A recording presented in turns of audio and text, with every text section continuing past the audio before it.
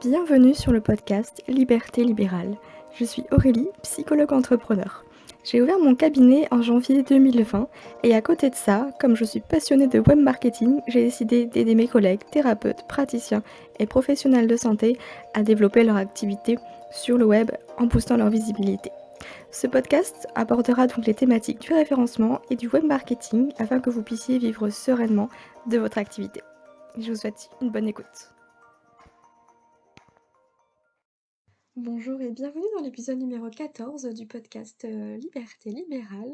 Aujourd'hui, on va aborder une thématique que j'adore, c'est le référencement naturel et notamment les bases du référencement naturel spécial thérapeute.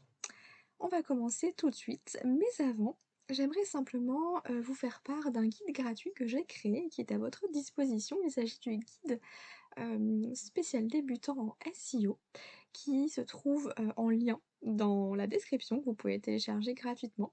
Un guide de quelques pages qui vous aidera à bien référencer vos contenus, votre site internet et à être dans les bonnes grâces de Google. Entrons tout de suite dans le vif du sujet. Pour développer son activité libérale en tant que thérapeute, il est essentiel de mettre en place une stratégie SEO afin de travailler le référencement naturel de son site internet pour booster sa visibilité. Alors j'ai 4 conseils à vous donner aujourd'hui, donc ça va être un petit épisode, mais qui sont vraiment des 4 conseils de base que j'aurai à vous donner si vraiment vous n'aviez que ça à faire sur votre site internet. La première chose, c'est de prendre en compte l'importance des mots-clés en référencement naturel. Parce que la première chose à faire, c'est de s'assurer que les mots-clés sur lesquels vous souhaitez vous positionner sur les moteurs de recherche soient bien utilisés sur votre site internet. Attention cependant à cette fameuse règle, un mot-clé égale une page. Imaginons que vous êtes psychologue à Bordeaux. Il est important de faire figurer ce mot-clé psychologue Bordeaux sur votre page d'accueil pour remonter dans les résultats de recherche quand quelqu'un tape psychologue Bordeaux. Pensez aussi bien sûr à l'internaute avant de penser à Google, c'est-à-dire que plutôt que de mettre psychologue Bordeaux par-ci par-là, mettez naturellement ce mot-clé dans vos textes. Ça donnera plutôt comment trouver un psychologue à Bordeaux. Vous voyez ? C'est vraiment important de rédiger pour l'humain avant tout et pas que pour le robot, hein, Google, qui va nous mettre en avant. Donc il faut faire un peu un mixte des deux, c'est pas toujours évident, c'est sûr. En tout cas, pour trouver les bons mots-clés, vous avez vraiment toutes les étapes qui sont énoncées quand vous téléchargez mon guide SEO, parce que vous allez avoir une séquence email qui vous aidera à trouver vos mots-clés à vous, à faire un calendrier éditorial, etc., etc. Donc je ne vous en dis pas plus, je vous laisse découvrir tout ça dans la description du podcast. La deuxième chose, c'est de prendre en compte la structure du site internet avec le balisage. Et je compare souvent le balisage, la structure, on va dire, d'une page, avec les dissertations qu'on faisait à l'époque, notamment au lycée pour ma part. Alors c'est clair que j'aimais pas ça du tout. Là aujourd'hui en référencement naturel, c'est bien plus sympa et plus facile, je trouve, qu'il y a quelques années. Alors voilà un peu à quoi doivent ressembler vos pages. Votre titre va toujours figurer en H1. H1, c'est le titre 1 de votre page, de votre article, et il ne doit y en avoir qu'un seul. Dans ce titre H1, vous allez y mettre votre mot-clé principal. En fonction, voilà, enfin, pas juste mot-clé comme ça principal, hein, mais vraiment en faisant un titre d'article. Hein. Ça pourrait être trouver un bon psychologue à Bordeaux, par exemple, vous voyez. Ensuite, vous allez faire une petite introduction en y insérant encore une fois votre mot-clé principal et son champ lexical. C'est-à-dire que, au-delà du fait de répéter constamment votre mot-clé, il va falloir varier. Il va falloir utiliser des synonymes. Donc là, dans votre introduction, vous allez pouvoir utiliser peut-être les mots comme thérapeute, accompagnement, Gironde, Bordeaux centre, enfin vous voyez des choses comme ça qui vont permettre à Google de comprendre réellement de quoi vous parlez.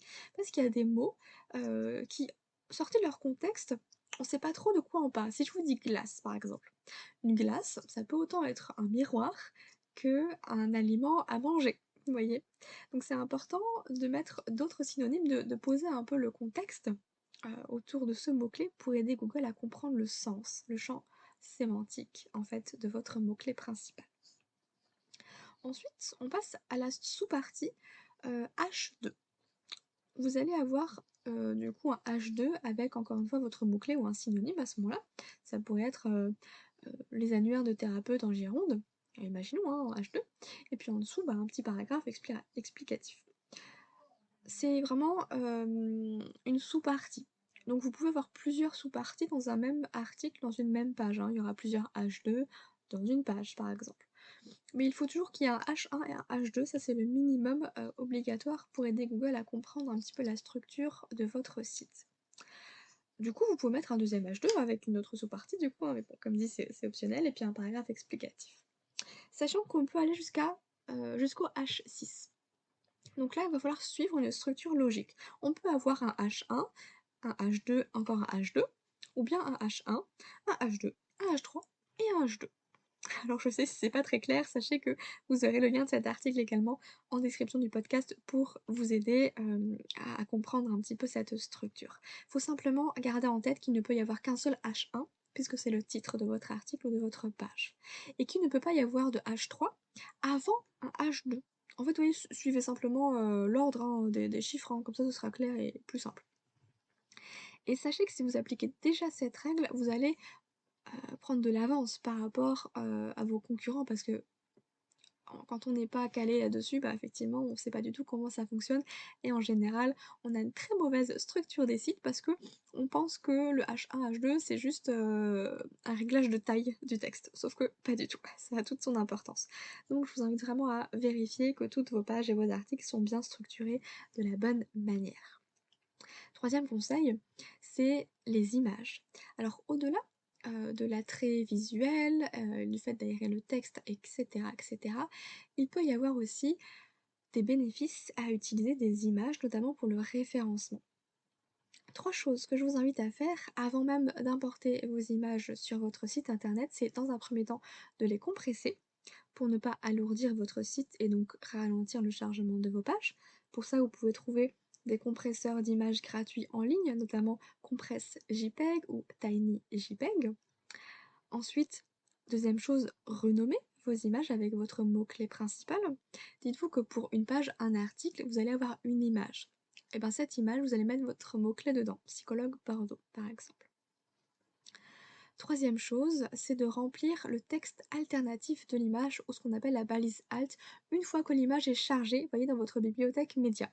Vous allez pouvoir aller dessus, donc vous allez pouvoir voir que votre titre est bien mis, que l'image est bien renommée, donc ça c'est top, mais vous pouvez faire un copier-coller et de mettre ça dans le texte alternatif. Ça permettra à Google en fait de faire remonter votre image dans Google Images tout simplement. Donc pensez à renommer vos images avec des mots-clés pertinents hein, par rapport au contenu que vous êtes en train de rédiger.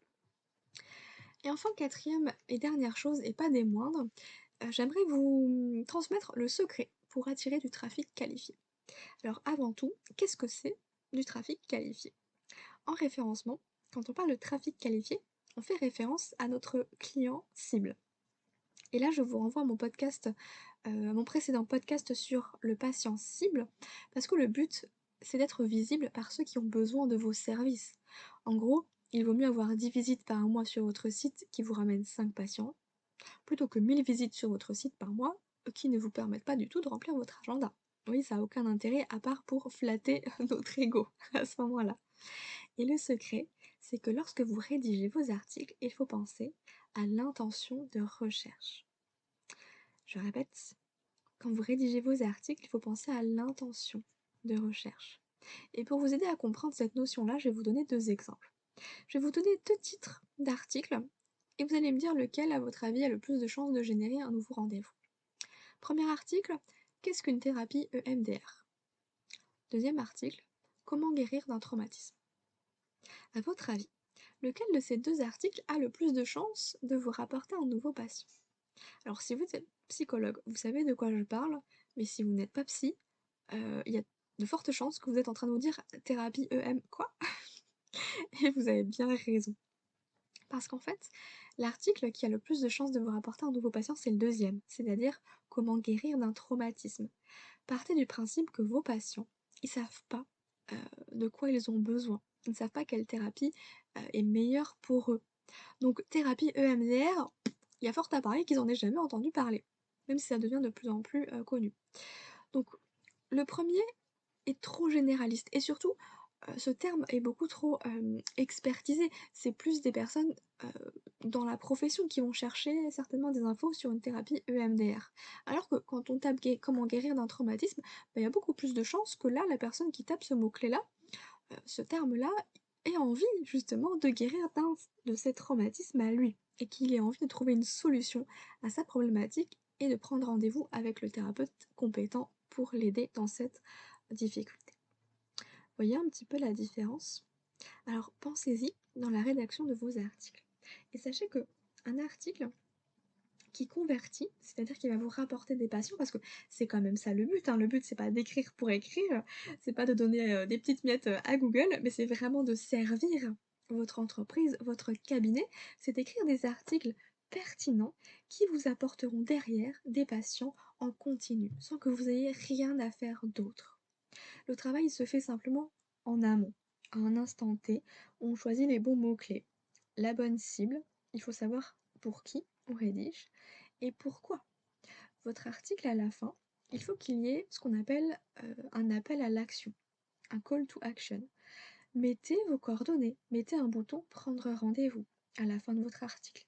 Sinon, il y a une espèce de frustration qui se met. Comment guérir d'un traumatisme? Ok, ben voilà, thérapie EMDR, c'est pas mal. Ok, mais qu'est-ce que je fais avec ça, moi, du coup, après?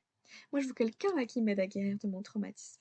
Et bien, vous allez dire, bah, Aurélie, spécialiste en traumatisme, peut vous aider à dépasser un événement difficile dans son cabinet à Bordeaux les mardis et vendredis. Prenez rendez-vous en cliquant ici. Alors, pas de en cliquant ici, mais vous mettez un bouton prendre rendez-vous. Ok? Voilà un peu pour les 4 conseils, clés que j'avais envie de vous transmettre, vraiment les bases des bases des bases, du référencement naturel pour vous, spécialement pour les thérapeutes. Si vous voulez aller plus loin, sachez que vous avez un article, un peu plus détaillé, qui s'appelle «7 étapes pour un article SEO friendly», dont je vous mettrai le lien dans la description du podcast également. Sinon, sachez que déjà si vous appliquez ces conseils-là, et ben, vous aurez une longueur d'avance sur les autres thérapeutes. Et pensez aussi que vous avez mon guide gratuit sur le SEO spécial débutant disponible dans le lien de cet épisode.